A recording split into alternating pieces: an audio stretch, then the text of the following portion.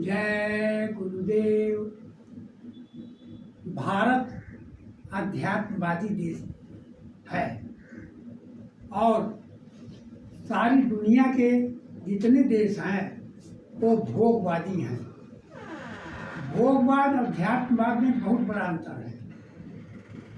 अध्यात्म आत्मबल में विश्वास रखता है और भोगवाद पशुबल में विश्वास रखता है।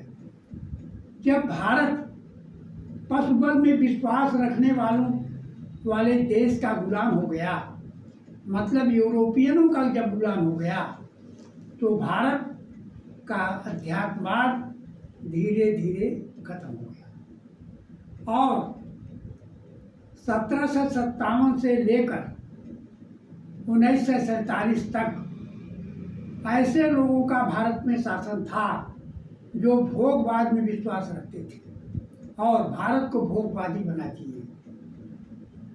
गांधी जी अध्यात्मवादी पुरोधा थे।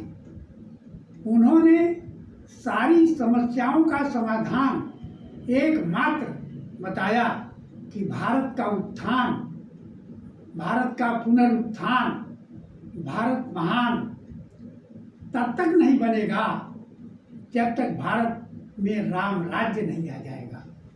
राम राज्य का मतलब है सब नर करहि परस्पर प्रीति, मतलब जोड़कर शासन करो। और अंग्रेज हमको तोड़कर शासन करते थे।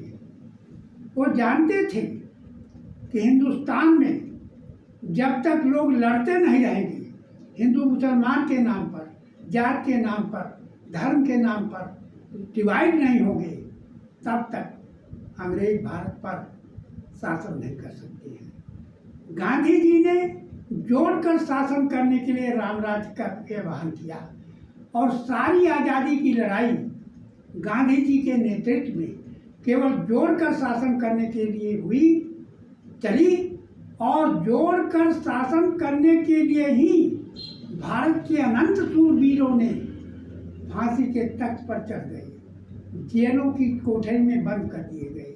लेकिन आज़ादी जो मिली है वो आई किसके हाथ में? गांधी जी के हाथ में तो आने नहीं पाई, इसलिए कि गांधी जी भारत को तोड़ना नहीं चाहते थे, गांधी जी भारत का बंटवारा नहीं चाहते थे। लेकिन नेहरू जी ने बंटवारा करके आज़ादी ले ली। गांधी ने कहा कि भारत को पाकिस्तान के रूप में जिन्ना जी को एक टुकड़ा क्यों दिया जाए, पूरा भारत जिन्ना को दे दिया जाए, लेकिन भारत का टुकड़े मत करो। लेकिन कांग्रेस पार्टी की पूरी कार्यकारिणी नेहरू जी के नेतृत्व में भारत का बंटवारा स्वीकार कर लिया, जिसका प्रबल विरोध गांधी जी ने किया और उसी विरोध के नाते उन्होंने कांग्रेस पार्टी को ही जिम्मेदार बताया भारत के बंटवारे के लिए।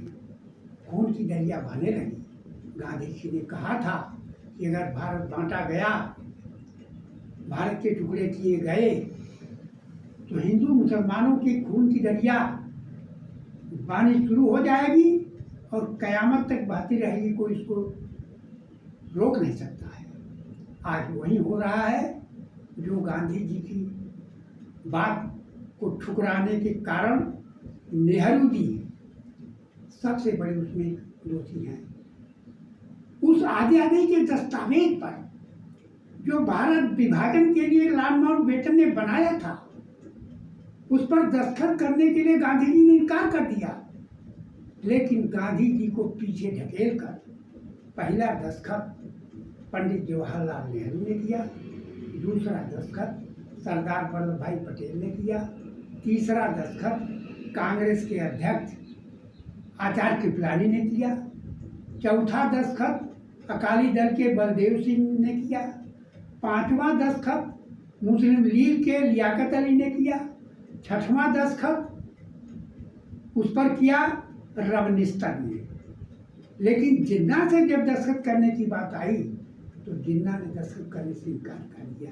असल में जिन्ना चाहता था कि भारत की एकता बनी रहे और लोग हमको प्रधानमंत्री कबूल कर लें। लेकिन वो समझ गया कि बहुमत के आगे हम प्रधानमंत्री नहीं होने पाएंगे, तब उसने पाकिस्तान का समर्थन किया।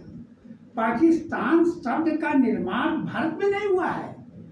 रहमत अली ने, जो लंदन में ग्रेजुएशन कर रहा था, पंजाबी मुसलमान, उसने पाकिस्तान का निर्माण किया, पाकिस्तान का नक्शा बनाया और जिन्ना के सामने 1933 में उसने पाकिस्तान का नक्शा पेश किया, लेकिन जिन्ना ने असंभव करके उसको फेंक दिया। लेकिन कांग्रेस के उच्च स्तरीय नेताओं ने मजबूर कर दिया जिन्ना को पाकिस्तान का समर्थन करने के लिए, और द्वितीय विश्व युद्ध में अंग्रेजों का पूरा जिन्ना ने साथ दिया। और गांधी जी 1942 में क्यों अंग्रेजों भारत छोड़ो का नारा दिया? इसलिए दिया कि ब्रिटेन का प्रधानमंत्री भाषण दिया कि आज़ादी के द्वितीय विश्व युद्ध में भारत हमारा साथ दे, भारत की जनता साथ दे, भारत के नेता साथ दें। युद्ध जीतने पर हम पाकिस्तान बनाकर जिन्ना को दे देंगे और हिंदुस्तान बनाकर के कांग्रेस को दे देंगे। तब गांधी जी ने अंग्रेजों भारत छोड़ो और हिंदुस्तानियों से कहा कि करो या मरो, केवल बंटवारे के लिए गांधी जी ने कहा था। वही बंटवारा जब नेहरू ने कर दिया, तब गांधी ने कांग्रेस को ध्वस्त कर दो का नारा दिया, और कांग्रेस को तोड़ने से बचाने के लिए कांग्रेस पार्टी की कार्यकारिणी के उच्च स्तरीय नेता, जिसमें नेहरू जी प्रधान थे, वीर सावरकर का कान भर करके उनको मिसलीड करके गांधी की हत्या करवा दी। आपको तो मालूम नहीं है, हमारे पास तो किताब है, अबुल कलाम आज़ाद की किताब। मैं आपको बताऊं, अबुल कलाम आज़ाद ने किताब लिखा और उसमें ब्रिटेन और नेहरू के भूमिका को लिख दिया, और लिख दिया कि हमारा ये मैटर हमारी किताब में हमारे मरने के 30 साल बाद छापी जाए। लेकिन अचानक उसकी मौत हो गई। उन्होंने लिखा है 198 पेज में, इंडिया विंस फ्रीडम।